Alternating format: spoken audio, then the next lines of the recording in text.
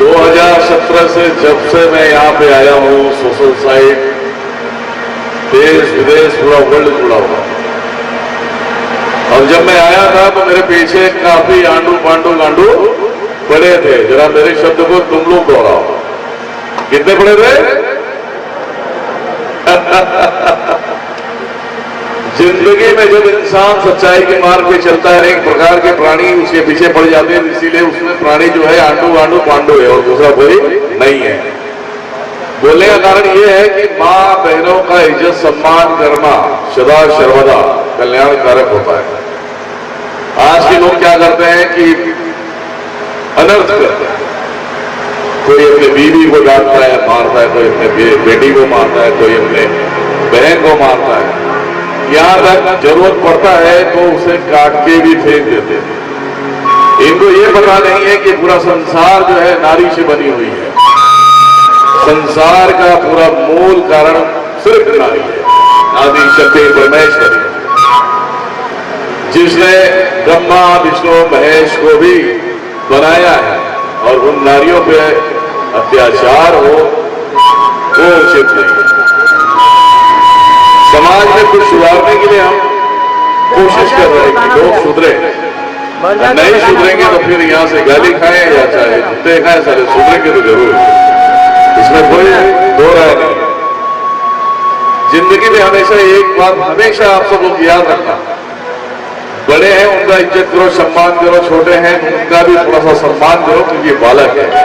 अगर 6 साल का बालक हो, 7 साल का कोई प्रश्न कर लिया है तो कुछ ना कुछ तो उसने देखा होगा, कुछ ना कुछ तो उसको पता होगा। इंसान जब जवानी के पहल में कदम रख देता है ना तो उसकी सद्बुद्धि खो जाती है, वो संसार के मोह माया में फंस जाता है, फंस के उलझ जाता है, इसलिए वो बहुत कुछ नहीं कर पाता। शादी करने के बाद अपने घर परिवार को संवारने में लग जाता है, अपने बच्चों को संवारने में लग जाता है। उसके बाद क्या कोई ऐसे होता है कि अपने बीवियों को भी छोड़ के दूसरी लेके आ जाते हैं, उनको भी देखना पड़ता है। इस संसार में एक बेटा अपने बाप से कितना प्यार करता है, एक बाप अपने बेटे से कितना प्यार करता है, एक पति अपने पत्नी से कितना प्यार करता है, एक भाई भाई से कितना प्यार करता है। इसके लिए स्वयं त्रिलोकीनाथ नारायण राम के अवतार में आए। ऐसा नहीं कि वो रावण को मारने आए थे। रावण जो आप सभी के दिलों पे पल रहा है उसको मारने आए थे। ये कारण है सिर्फ रामायण का कि रावण को मारने आए थे, नहीं। आपने देखा होगा रामायण सीरियल वगैरह आपने देखा होगा, लेकिन मैं अंदर के भाव को प्रकट करता हूं। रामायण में दिखाया जाता है कि जब राम भगवान अवतरित होते हैं तो बचपन से लेके बहुत संघर्ष करते, अपने गुरुकुल में जाके गुरुओं से विद्या सीखते। हालांकि उन्हें सीखने की आवश्यकता आन पड़ी, लेकिन इन संसार में जो भी आया है उसे गुरु बनाना पड़ेगा।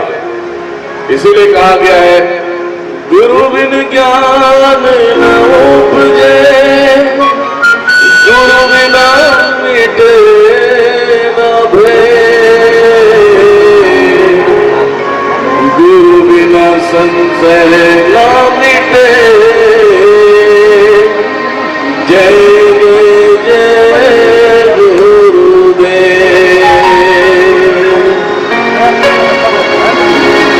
जब त्रिलोकीनाथ को गुरु बनाना पड़ा तो आप सोच सकते हैं हम लोग एक मामूली इंसान, ये प्राणी है, हमारे अंदर क्या है? कुछ भी नहीं है। जो स्वयं तीनों लोगों का मालिक वो स्वयं राम भगवान बनकर आता है। और रामायण में एक चीज दिखाया गया है, हालांकि आप लोगों ने सीरियल के माध्यम से देखा है, रामायण पढ़ा होगा तो आपको पता होगा अंदर की बातें क्या है। कैकेयी देखिए राजपाट अच्छा खासा चल रहा है और उसे गिल्टी सा महसूस होता है कि राम को यहाँ सम्मान दिया जा रहा है और तेरे लड़के को सम्मान नहीं दिया जा रहा है, और इस राज्य का राजा तो मेरा लड़का ही होना चाहिए। नाराज होकर बैठ जाते हैं। जब राजा दशरथ जाते हैं पूछते हैं कि हे देवी ये क्या नाराजगी है, नाराज क्यों? बीच सभा से उठकर आप चले क्या रीति? कैकेयी कहती है कि आपने मुझे वचन दिया, क्या वचनों का पालन करोगे? राजा दशरथ कहते हैं क्यों नहीं, जो हमने वचन दिया है उसे हम निभाएंगे, बोलो क्या चाहिए? कैकेयी खड़ी होती और बोलती है, अयोध्या का राजा मेरा पुत्र भरत होगा, राम को 14 साल का वनवास।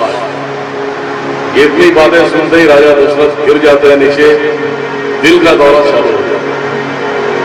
एक बात पूरे राज्य में गूंज जाती है, राम भगवान तक ये बातें आती है। राम भगवान त्रिलोकीनाथ, उनको सब पता है कि मेरा खेल कहां से स्टार्ट होगा और कहां पे समाप्त होगा।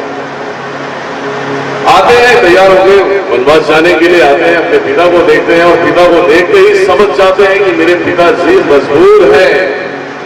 आज बेटे को बाप बोलते कि तू जा बाहर जा, कमा खा के आ जा, कमा पैसे लगे थे, तो यहां रहेगी क्या करेगा? तो लड़ जाएगा, तुम ही करो भैया, मैं तो जाने वाला नहीं हूं। लेकिन राम भगवान एक सीख दे रहे कि बाप की मजबूरी देखते हैं और समझ जाते हैं और बोलते हैं ठीक है पिता साहब, मुझे आज्ञा दीजिए, मैं यहां से जा रहा हूं। राजा दशरथ कहते हैं नहीं पुत्र नहीं, तुम बच जाओ। ये हमारे रामायण में दिखाया नहीं गया है।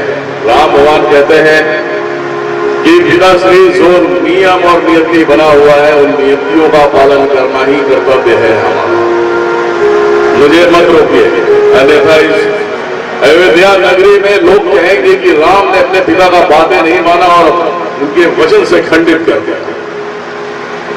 जब वो जाने लगते हैं तो सीता माता भी आ जाती है, हालांकि जगत जननी अंबिके है, सब उसी के अंश है, उसे रोक रहे लोग। तो माता कहती है कि जहां मेरे स्वामी वहां मैं, इस राजमहल का सुशोभ मुझे नहीं चाहिए, मैं मेरे स्वामी के साथ नहीं जाऊंगा।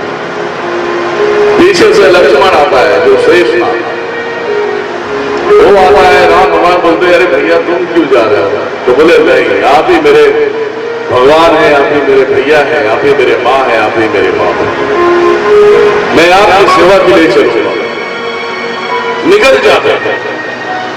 जैसा अयोध्या नगरी छोड़ते हैं, भरत को पता चलता है।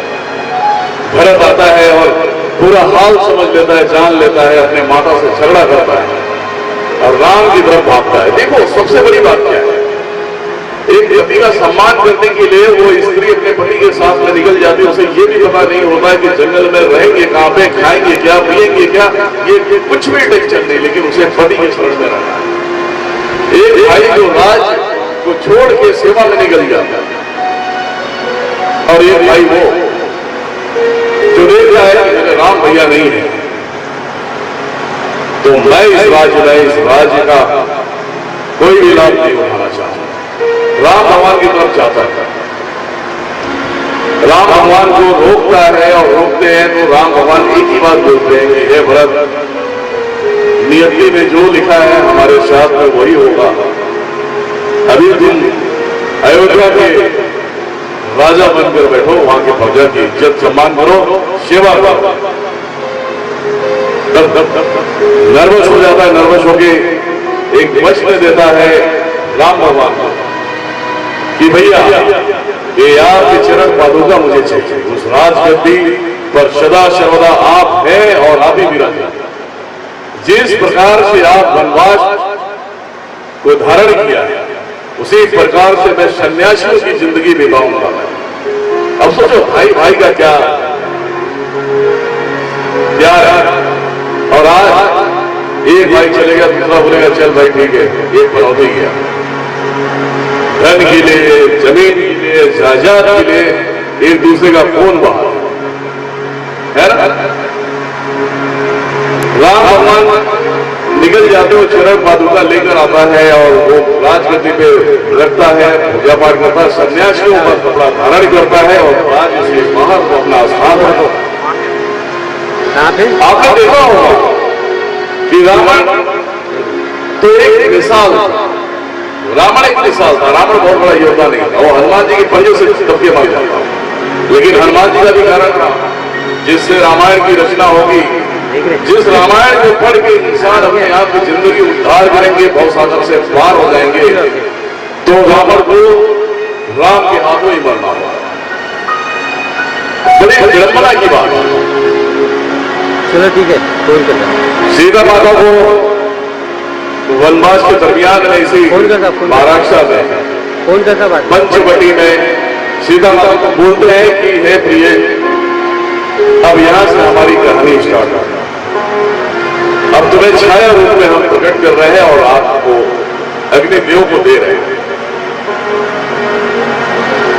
अग्निदेव को आह्वान करते हैं, अग्निदेव आते हैं और बोलते हैं कि हे अग्निदेव, मेरे शीतों को अपने शरण में दो